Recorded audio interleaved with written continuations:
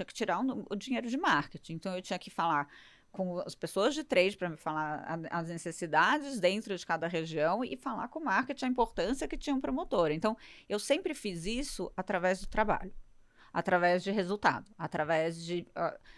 você não acredita em mim? Tá bom, vem comigo que eu vou te mostrar por que que eu tô fazendo isso. Então, esse que a gente fala trabalhar dobrado, não é nem porque de horas, é de ter que provar a competência, e eu sempre fiz isso, eu tentei, né, tive que fazer às vezes e tentei fazer através do trabalho. Sou uma grande executiva, vou viajar o mundo, eu não tenho filhos, eu sou essa pessoa bem resolvida e que tô feliz e que tô fazendo as minhas coisas acontecerem. A gente também trazer essa essa personalidade de mulher que não é a família Doriana, também é legal, porque escolher personalidades, né, diferentes para viver e bancar a nossa história. Tento formar times que a liderança é horizontal, tipo, eu trabalho tanto quanto as pessoas trabalham comigo e gosto de trabalhar junto, gosto de construir junto e não vejo como hierarquia, tipo, eu sei mais que você, eu gosto de contratar pessoas que sabem mais do que eu. Então, eu lembro que na Vevo a gente contratou um time de estagiários que sabiam muito mais do que a gente sobre redes sociais, sobre influenciadores na época. Eles me ensinaram tudo, hoje estão aí brilhando, são meus orgulhos. Então, assim, o legal de você ter equipes é você construir com elas uma história de confiança, e assim como eu gosto de construir com os meus superiores também, porque é isso, para mim, se não tem confiança nem com o chefe, nem com o time, você não produz nada. Time Aciou tá on, tá roteando, tô sentindo falta da minha amiga Fátima, mas estou aqui com uma convidada incrível para falar sobre carreira, para falar de liderança, para falar de síndrome da impostora. É ela, tava te esperando, amiga, aqui. Tati Miana.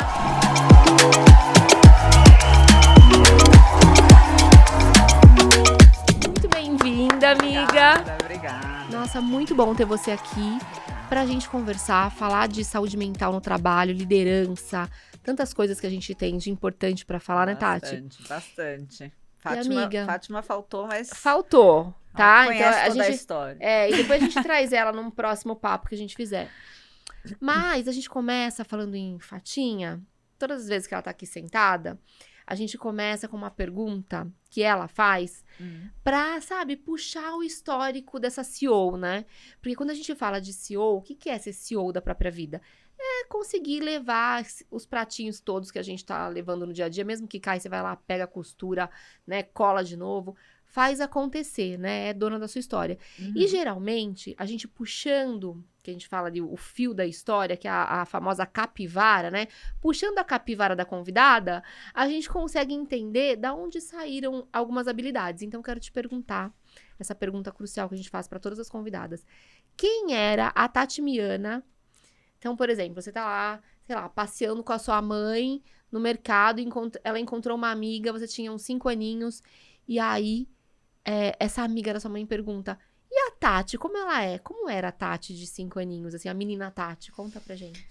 Ai, a menina Tati. A menina Tati era muito risonha, minha mãe falava isso, que eu tava sempre rindo, que eu ria pra todo mundo. Simpática, assim, sempre tava de bom humor, assim, não era tímida, não era nada. E eu sempre fui muito vaidosa também, muito incentivado por ela, né? Ela também me arrumava, e aí eu peguei essa vaidade. Mas sempre fui também muito independente, assim. Eu tenho 3 irmãs mais velhas, eu sou a mais nova. E aí eu fui criada já no bando e sempre quis ser independente. Então, eu sempre era muito independente. Quando tentava me controlar, minha mãe falava que eu chamava todo mundo de chata.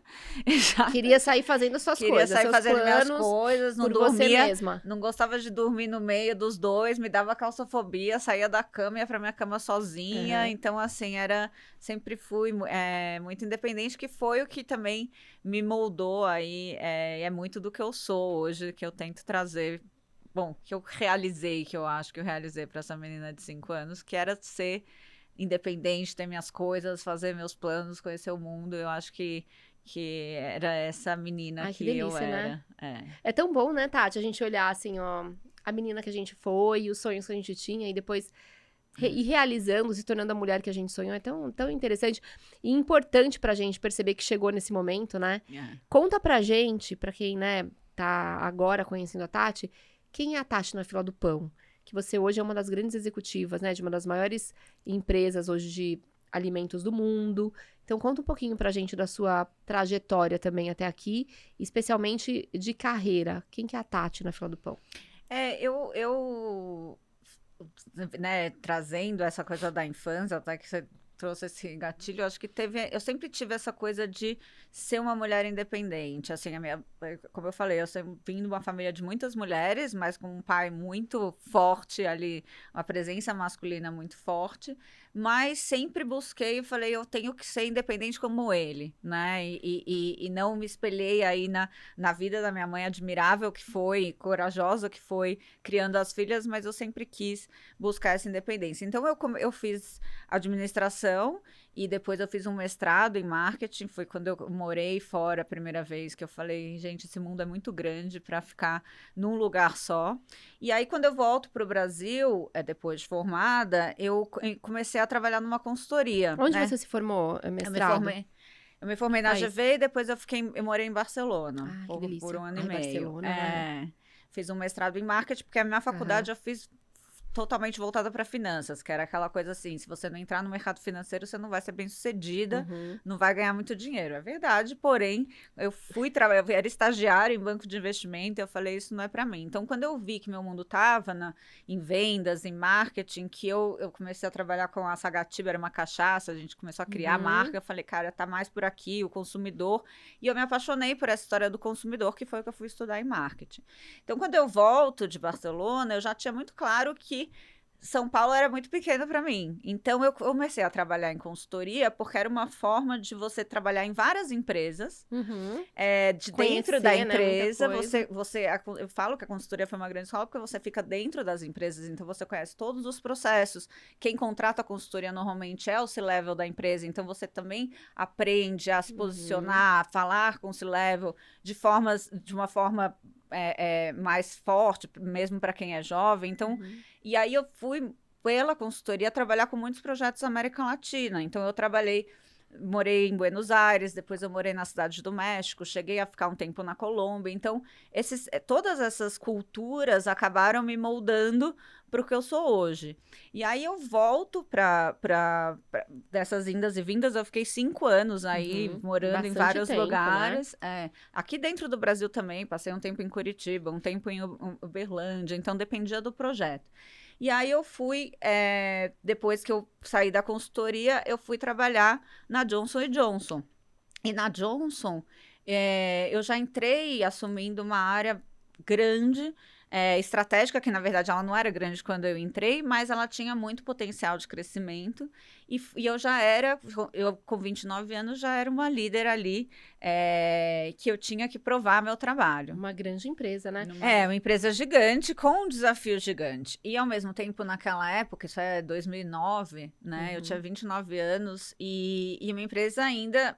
As empresas não tem isso que a gente tinha hoje do nome das coisas, né? De assédio, enfim, era uma empresa, era uma área, eu entrei na área de trade, era uma área muito masculina, ainda na área de vendas nas empresas.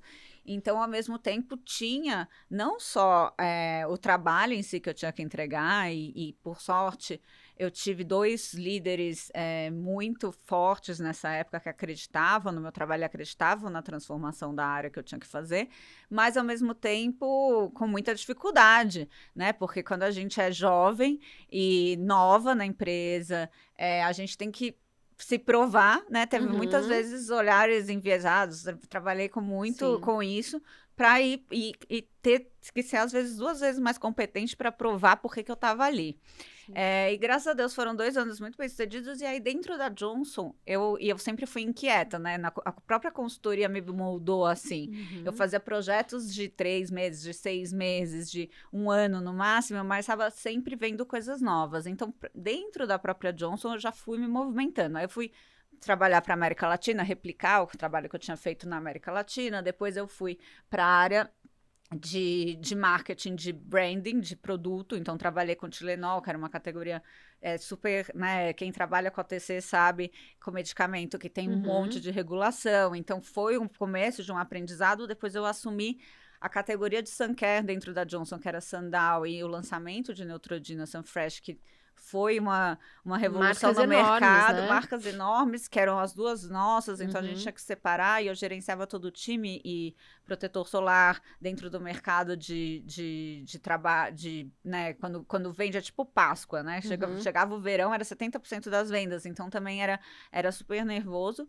Até quando eu assumi a área de mídia e de comunicação, que eu acho que foi quando deu essa outra mudança na minha vida, né? A Johnson foi uma grande mudança quando eu entrei com trade, aprendi a parte do trade, de vendas. Porque você veio construindo também, né? Esse caminho do produto e esse caminho da conexão com o consumidor, de trás pra frente. né? Comecei do shopper, né? Comecei das vendas, do supermercado, do ponto front, de venda. lá, né? Do ponto de venda. Que na nossa época era só o ponto de venda, né? Hoje tem milhões de formas de você comprar, mas na época o ponto de venda era crucial, então a reposição de gôndola, tudo isso. E fui, quando eu cheguei em mídia e comunicação, dentro de uma gigante, que era a Johnson, também era uma coisa muito linear até então, né? Era televisão, você faz os 30 segundos ali, eu gerenciava, na verdade, eu gerenciava todas as marcas, eu que cuidava da parte da compra de mídia de todas as marcas, a gente tinha naquela época o pacote do futebol. Nossa, um baita dinheiro, né, Tati? E aí a gente que fala de, né, pra liderar, pra falar de pessoas, pra conduzir também negócio, essa área de mídia, dentro da área de comunicação, gente, é uma das áreas mais visadas que tem, porque é ali que tudo, né, é decidido também e essa pessoa de mídia distribui esse bolo, né? Esse dinheiro pro mercado. É amada e odiada. É amada e odiada, né? Amada vai e distribuir odiada. pros grandes veículos, né? Porque assim, na verdade, dentro da Johnson, tinha meus pares que eram, né, categoria, que cuidavam da marca, que faziam a comunicação, que realmente criavam os conteúdos, como a gente chama hoje, que na época eram filmes, mas que criavam o branding. E eu era responsável por essa mídia e eu tinha que dividir entre as marcas. E eram sempre marcas grandes. Então, quando ia entrar Baby, quando ia entrar FM Care, quando ia entrar Sempre Livre, quando ia entrar Listerine, quando ia entrar Carefree. Então, dinheiro ia para cada campanha. Era muito dinheiro. E é isso, eu acho que tem isso, né? A gente conversa sobre isso no mundo da publicidade. Quando você tem o crachá, né? Também o mundo se expande. O crachá de mídia expandiu o meu mundo. Eu percebi que existia muito, muito mais coisas. E foi na mesma época, isso era 2014 já, que o Google veio para o Brasil e que estava começando a acontecer as transformações digitais nas empresas. A Unilever, eu lembro que a Unilever e a Procter já tinham começado esse movimento e a gente estava começando. 100% do nosso dinheiro ia para televisão aberta, ia para Globo, tradicional. pacote do futebol, e era isso. E aí gerencia as marcas dentro do pacote do futebol. E de repente, não, de repente era o Google.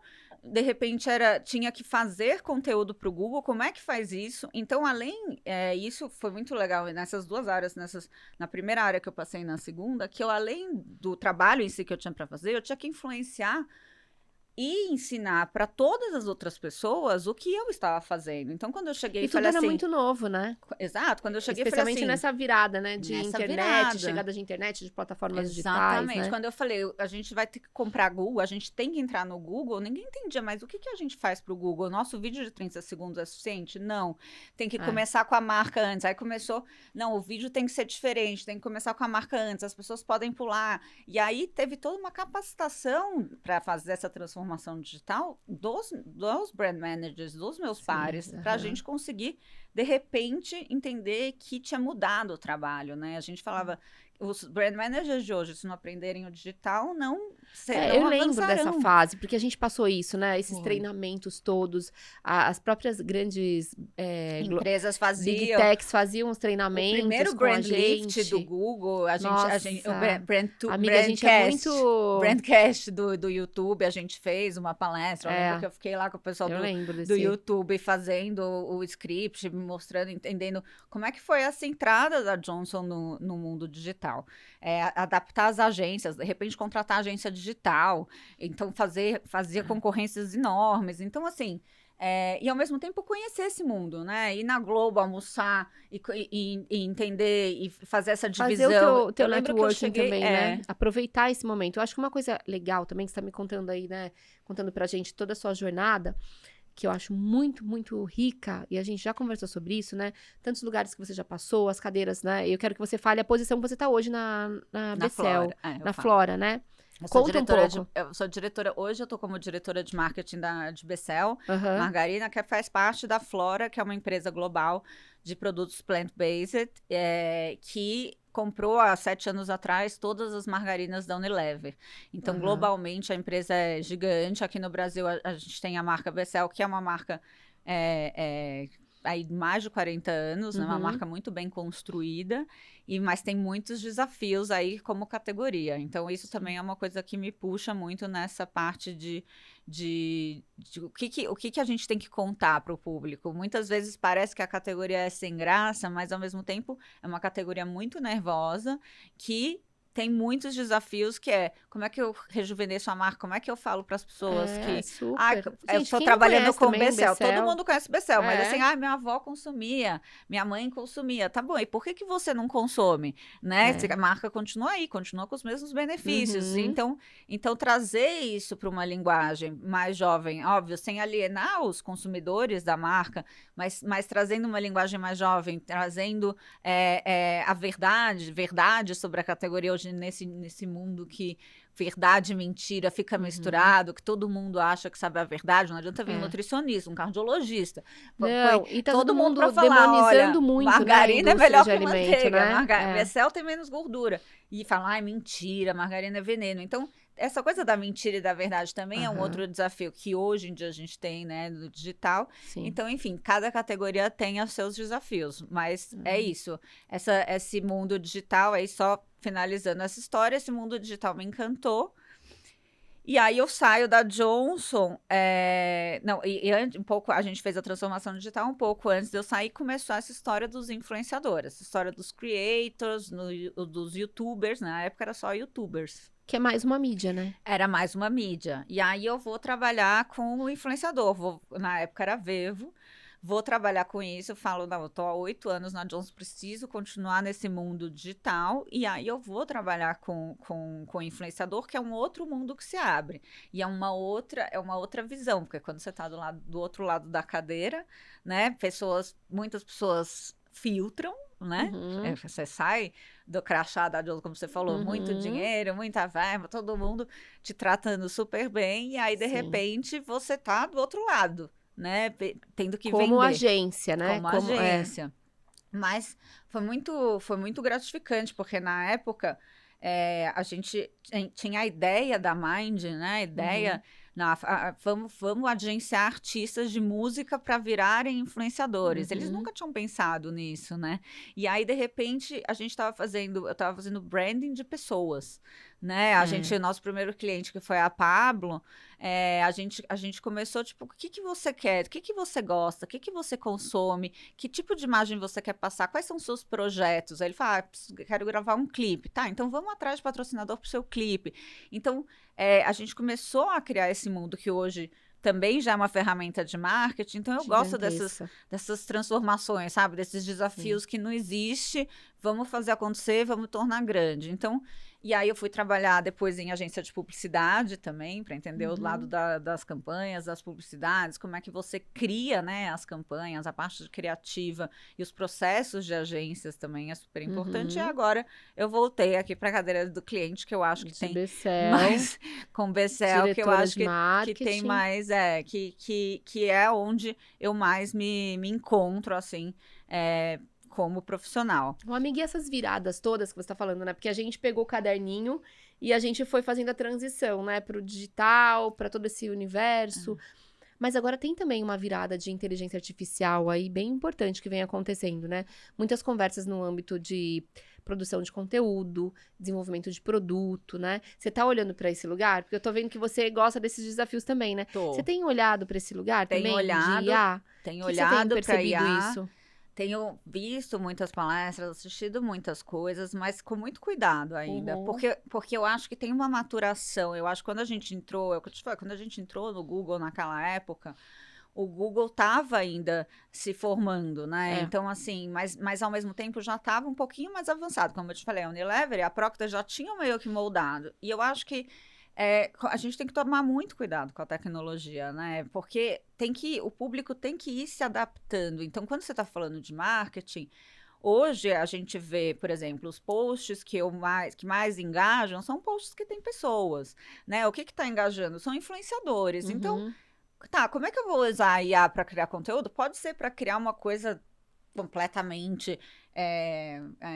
Como é que a gente vê essas coisas que a gente fala, nossa, que coisa maravilhosa que é feita por IA.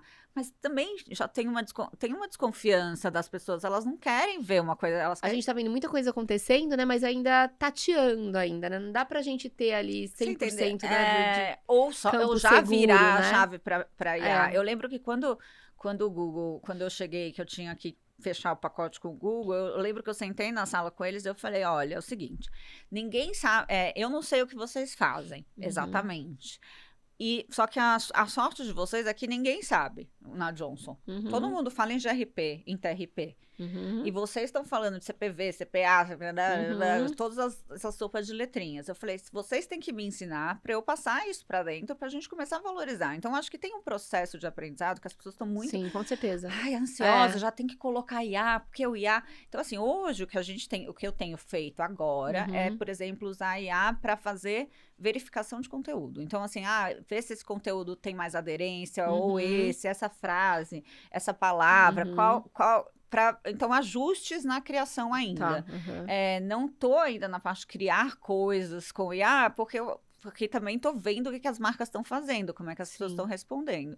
Então, acho que ainda a gente ainda está muito na discussão, Observando, né? observando. Acho que Vamos tem olhando ferramentas aí. que podem ajudar, mas tem que ir É. com cuidado, para a gente Sim, com ver, certeza. né, para a gente não passar da linha, É. né? Agora vamos, você já fez toda a sua, né, linha do tempo aí de carreira Isso. maravilhosa. E aí eu tô pensando na Tati, de 5 anos, falante, comunicativa, né, que você falou que sempre foi. Como é liderar? Porque aí você passou por várias cadeiras, várias posições, empresas gigantes, né? Tá agora nessa posição em Becel, né, que é de alta liderança também, como diretora de marketing. Uhum. Como é para você liderar a partir do exemplo, a partir da empatia? Você se considera uma líder horizontal, vertical? Conta um pouquinho. Qual que é o teu perfil? Como você foi desenhando o perfil de liderança? Porque eu sinto muito que a gente vai se moldando, né? Com o Uhum. mercado. Uhum. Às vezes a gente vai perdendo um pouco a nossa essência para poder conseguir se encaixar. E aí deixa ali só um pitaco ali do que realmente a gente gostaria de ser no 100%, mas não dá, porque tem compliance de empresa, tem Uhum. o modus operandi da empresa, né, que funciona de um jeito e não dá para você ser 100% você. Então tem tantas nuances para ser uma grande líder, hackear sistema, especialmente nós mulheres, né? Você trouxe aqui, já passou por várias questões também corporativas, porque ser mulher é isso. A gente sabe que ser mulher preta tem um lugar, né, de muito mais luta, mas ser mulher é um lugar de luta dentro do mundo corporativo, dentro de Sim. espaços de poder. A gente já sabe. Então, Sim. né? Como que para você construiu a sua liderança? Como que você vê hoje? Como que é a Tati líder hoje? Como você falou, né? Eu fui mudando, fui amadurecendo. Mas hoje, para mim, é muito claro que. Desculpa. Que hoje, para mim, é muito claro que se não tiver confiança, o trabalho não é produtivo, o trabalho não funciona, o trabalho engasga, fica improdutivo. Então, assim, eu sempre tentei formar times em que existia essa confiança.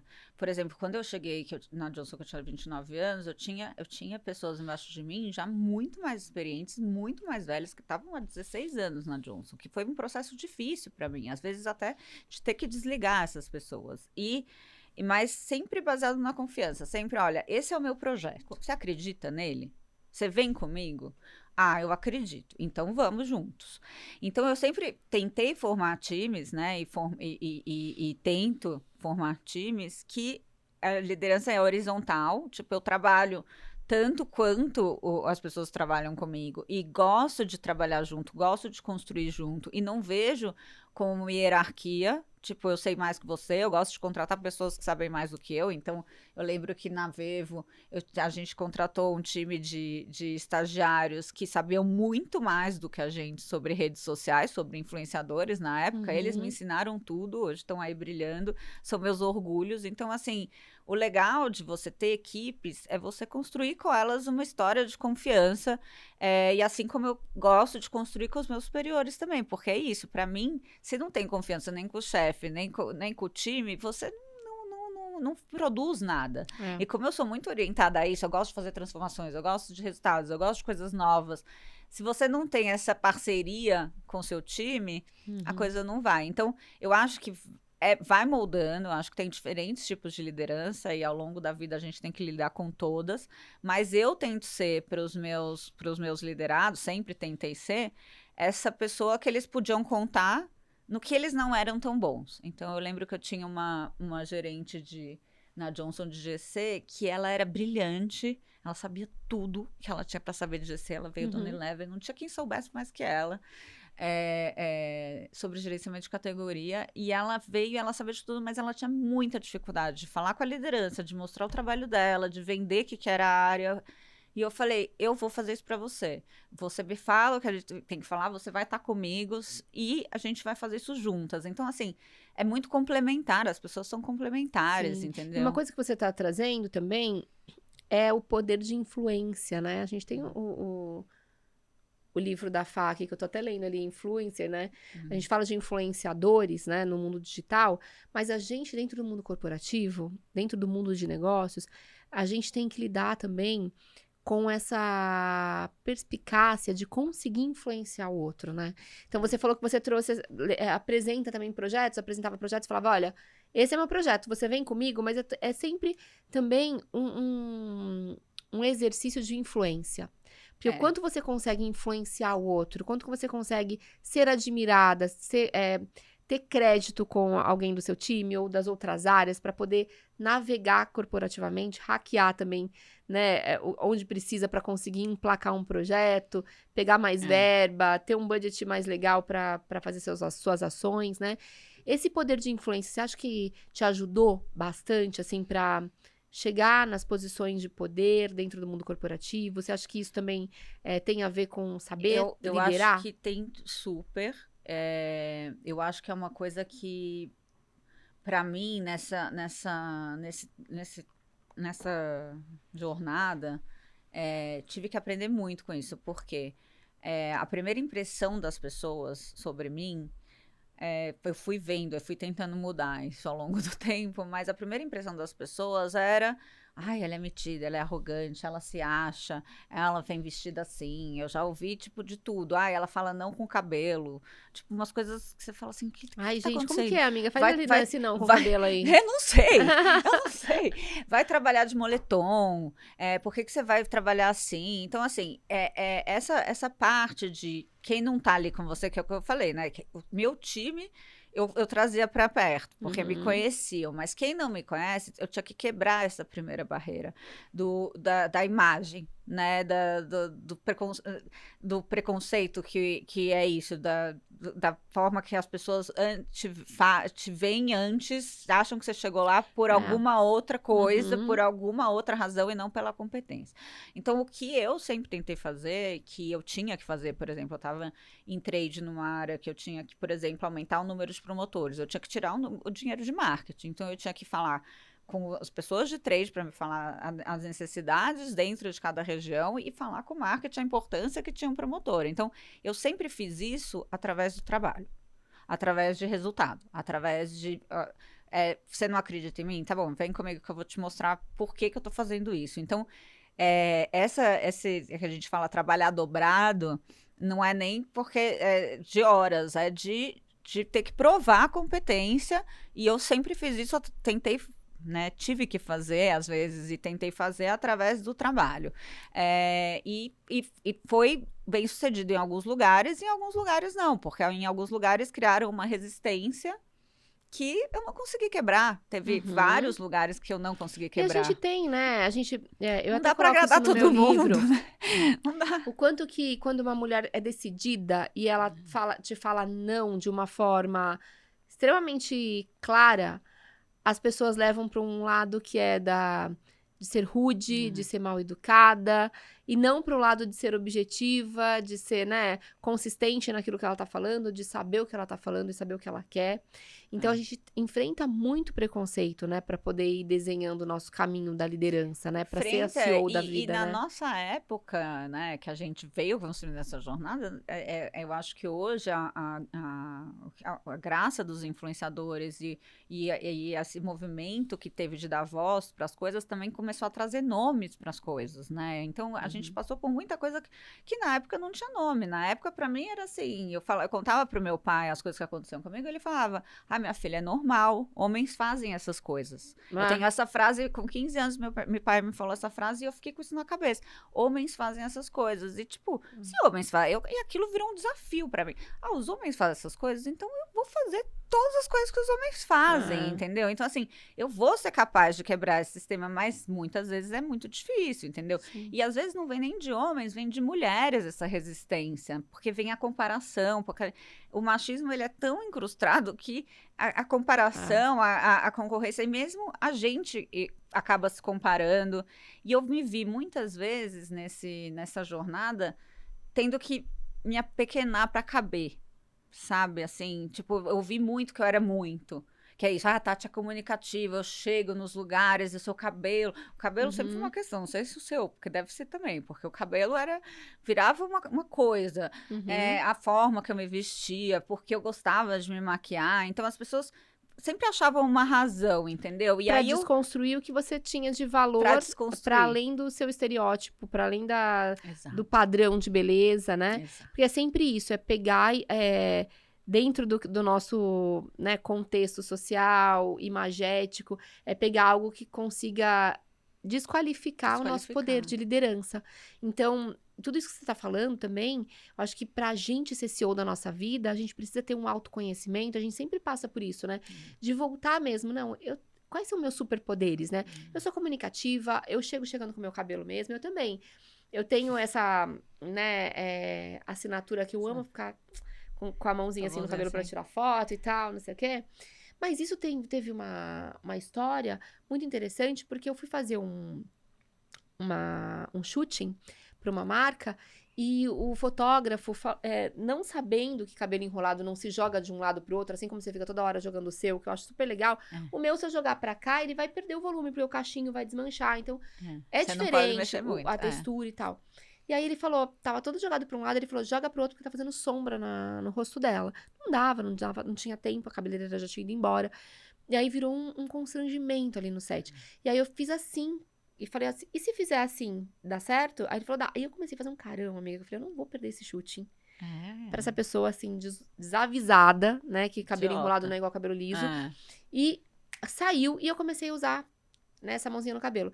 E você acredita que até a mãozinha no cabelo às vezes incomoda as pessoas? As pessoas vêm falar, às vezes no meu inbox, ai, por que você tá usando a mão nesse cabelo? Às vezes até pessoa que eu conheço, sabe? Que assim, vem com uns questionamentos, eu falo assim, gente, amores, vamos cuidar da vida de vocês? Sabe? Então, ser quem a gente ser CEO da nossa vida, passa por vestir a roupa que a gente quiser, colocar a mão no cabelo se quiser, jogar o cabelo do lado. E passa sobre um autoconhecimento, né? Você percebe isso? Porque eu tenho 47 hoje. Eu falo, putz, eu sofria tanto aos 30 anos, já líder de empresa. Eu sofria tanto com as pessoas se metendo na minha vida e eu querendo me adequar ali, que hoje eu falo assim, gente, que preguiça. A gente também, como CEO da nossa vida, tem que entender, eu acho que essa prioridade de onde vai investir energia, onde vai buscar aliados, né? Pra influenciar do jeito que precisa pra fazer acontecer, né, amiga? Mas sem também ficar tendo que agradar todo mundo, porque senão a gente nunca consegue chegar, Mas né? é um processo, né? Eu acho que eu comecei esse processo...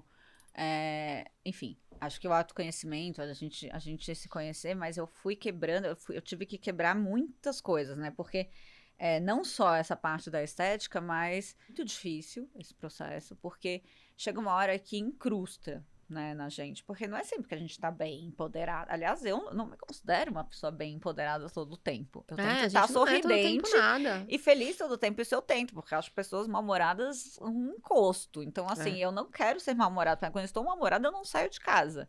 E eu tenho meus momentos, então eu fico sozinha e tal. Mas eu acho que esse autoconhecimento, pra mim, foi... eu já não me encaixava, né, assim, não nos padrões de beleza, então não tô falando de estética, mas assim, eu já não me encaixava ali, tipo, era jovem, mulher, diferente. Aí o jeito que eu me vestia, aí o jeito que eu me maquiava. E aí depois veio uma parte de lugar no mundo. Quando eu me separei e não tive filhos. Então, hoje, ser uma mulher, empoderada, comunicativa, nananana, bonita, solteira, sem filho, E aí, então, assim, cada fase da vida, se você olha o que de fora tá trazendo, se você não tá bem, esse negócio entra.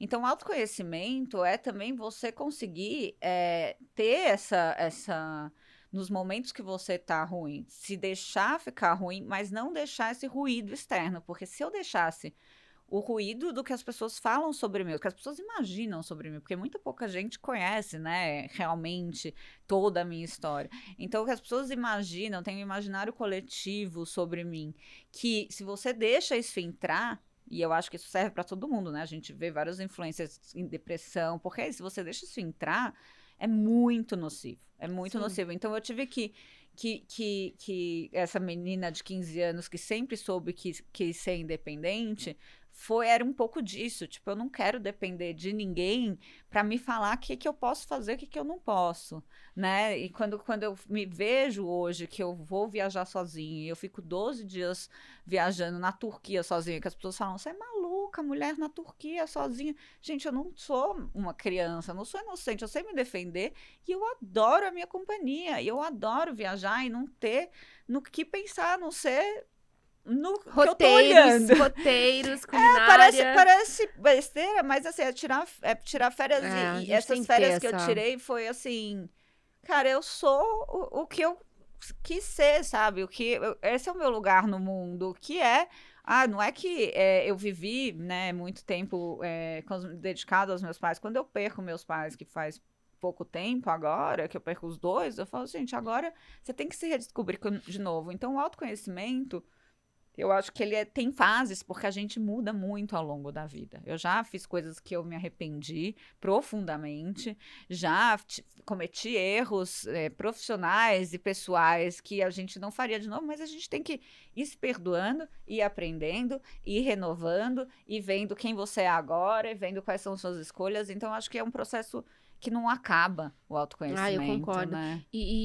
Sempre voltando, né? Eu tô sempre voltando pra CEO Taon, porque a CEO estar on, ser dona, né, da nossa jornada, estar atenta e viva, né, em cada momento da nossa vida, tem a ver também com entender que nada é linear, né, Tati? Você estava falando aqui, eu também estava lembrando de vários altos e baixos da minha carreira, dos meus negócios, decisões que eu tomei. Na pandemia, eu comprei negócios na praia, barco, né, para fazer projetos, e não era nada daquilo. Eu tive que voltar depois, logo na sequência, porque voltaram as reuniões presenciais, e eu vi que eu não ia conseguir ser aquela pessoa da praia ainda, né, aquela empresária ali de pousada e passeio de barco.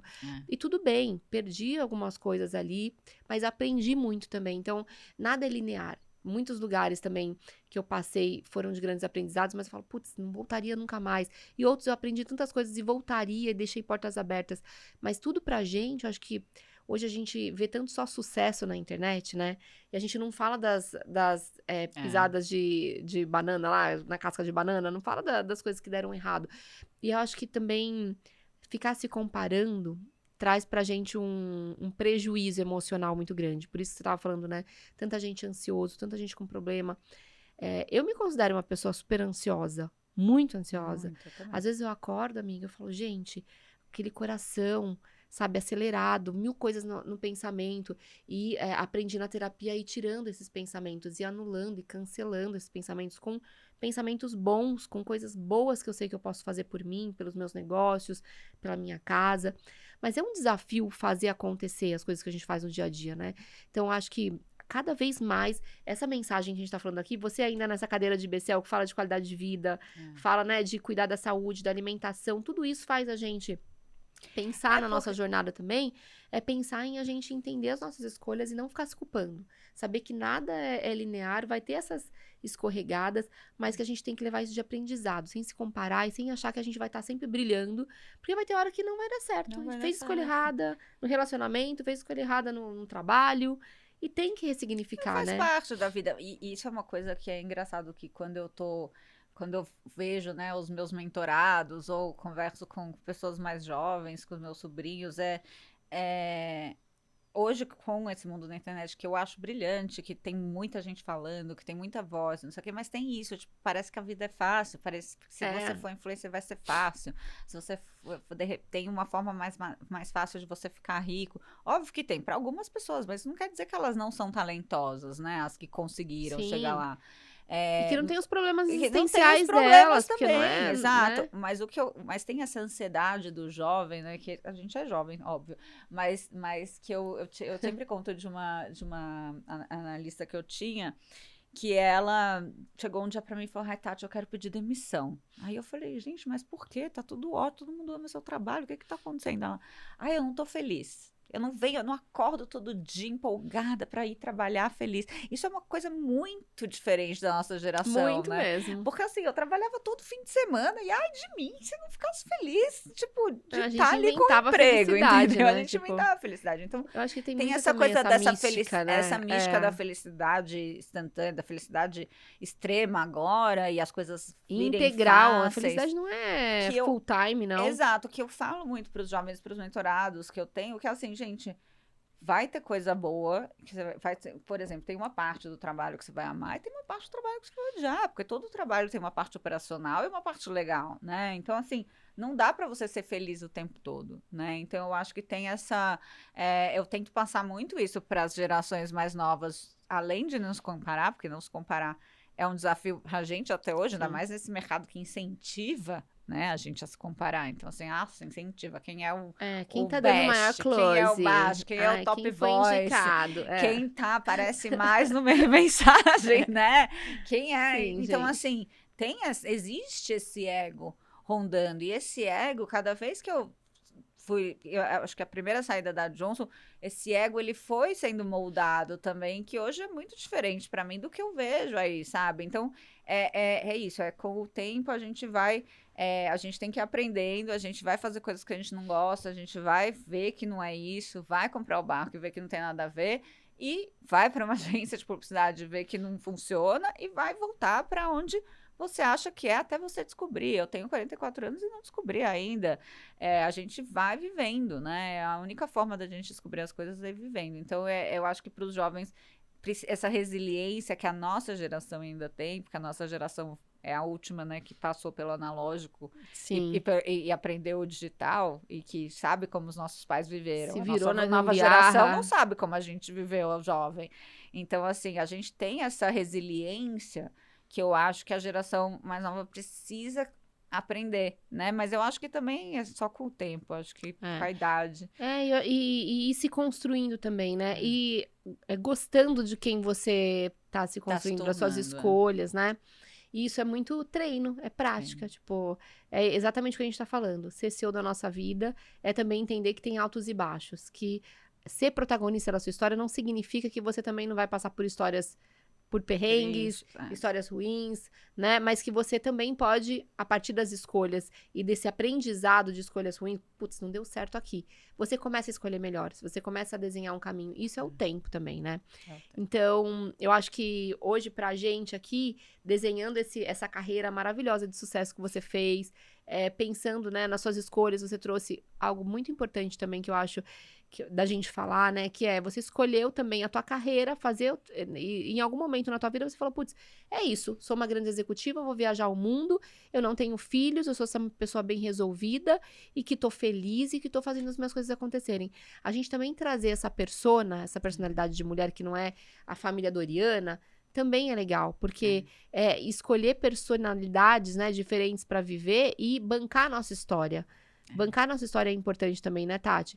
Então, acho que difícil. isso que você Eu trouxe acho, também, eu acho muito legal pra gente pensar nessas vivências que a gente tem como mulher, né? porque a vida inteira tentam te encaixar nos quadradinhos. E não é Sim. que eu não tentei, eu tentei fortemente me encaixar ali, né? Eu vejo minhas irmãs com as famílias. Eu estava até conversando com uma amiga minha agora que eu fui viajar, fiquei na casa dela, com os filhos. E eu amo criança, eu amo família, eu acho maravilhoso, só que não funcionou pra mim. E não que não vai funcionar, eu não sei se um dia vai funcionar, mas assim, é, é um pouco de se libertar, o que eu falei, desse imaginário coletivo do que as pessoas acham que você tem que ser, ou que as pessoas acham que você é, e olhar, por exemplo, eu olhei para mim nesses últimos tempos, né, de muita reflexão, de muita dor que eu passei, é assim, cara, eu sou o que eu sempre quis ser, eu fico bem sozinha na minha companhia, eu gosto do silêncio, eu gosto, não é que eu não quero ter alguém, não é que eu não quero companhia, mas tá tudo bem eu ser quem eu sou. Não, a filhinha da minha amiga com 4 anos falou assim, tia Tati, por que todas as suas irmãs têm filho e você não tem filho? Olha uma Que só criança de pode 4 uma criança anos. de 4 anos. A minha amiga ficou assim, eu não falei nada pra ela. Eu falei, não, tá tudo bem. Eu falei, cara, não aconteceu pra mim. Eu quis muito, não aconteceu. O tempo passou, não E não aconteceu. é, Mas eu tudo tenho bem, né? 6 sobrinhos que eu amo conviver com crianças, eu tenho os filhos das minhas amigas e a vida é isso. E não dá pra eu ficar, se eu ficasse chorando porque eu não sou casada, porque eu não tenho filhos, e ficasse parada esperando a vida acontecer, ou esperando um homem vir me salvar, Ai, gente, né? sabe? Uma coisa tão Poxa, antiga, né? Minha vida não é homocentrada. Graças a Deus, exatamente. há Nossa, essa muito frase é tempo. perfeita. Ela não é. Então, ter essa liberdade de. Cara, se aparecer um parceiro legal, mas se não aparecer também, a vida é maravilhosa, tá tudo certo, entendeu? Isso sair desse universo que só vai dar certo se você tiver um parceiro, ou se você tiver filhos, ou se você for uma mulher XYZ, é uma coisa que também requer autoconhecimento, requer engolir sapos também, às vezes, né? Tipo, ficar sozinha às vezes e se sentir carente às vezes. Tipo, óbvio, tem o lado ruim de tudo isso, mas é falar, cara, eu sou isso e se tiver que ser, tem que somar. Se não, tá tudo certo. Gente, é isso mesmo. Ou some, ou Ou soma, ou ou some. some. Porque é a melhor coisa. Olha que pele boa, amiga, que você tá. Acabou de voltar de uma viagem incrível na Turquia. Passeio de balão. Bem sucedida, executiva. Então, assim, sabe, gente? Se não for pra somar, nem vem.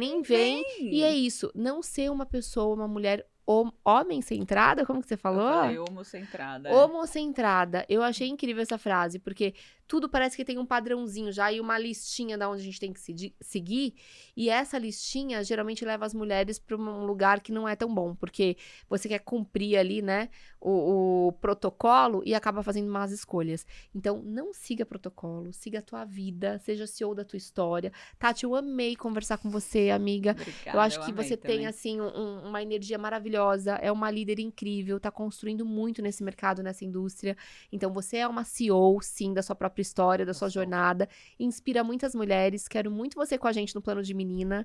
Então, ser uma mentora do Plano de Menina no nosso instituto também. Bora. Porque é isso. É saber escrever a tua história com protagonismo, com sucesso e, né, com beleza, né, querida? Entregou tudo. Então, gente, vamos lá, seguindo a Tati, pra te seguir. Onde a gente segue? Você tá blogueirinha business ou não? Como que tá a sua rede social? Não, minhas redes sociais são fechadas. Porque eu tenho Olha ela, né? Bem discreta ela. porque eu acho que é isso. Tem muita gente, muita É. uruca, assim, eu dou. Você pensa eu tenho nisso, amiga? pouco, eu penso, Nossa, amiga, eu tô sabia? ferrada, porque eu tenho que postar e Eu já penso- fazer as minhas energias. Que a gente vive disso. Uma posta e vez já faz as hackearam meu energias. Instagram, entrou todo mundo que pede pra me seguir e eu não aceito. Ah. Tipo, inclusive contas fantasmas, etc. Eu fiquei Aham. um por um deletando, porque eu acho que tudo é energia mesmo. Mas assim, meu LinkedIn é aberto, Tatiana Miana, pode seguir meu LinkedIn.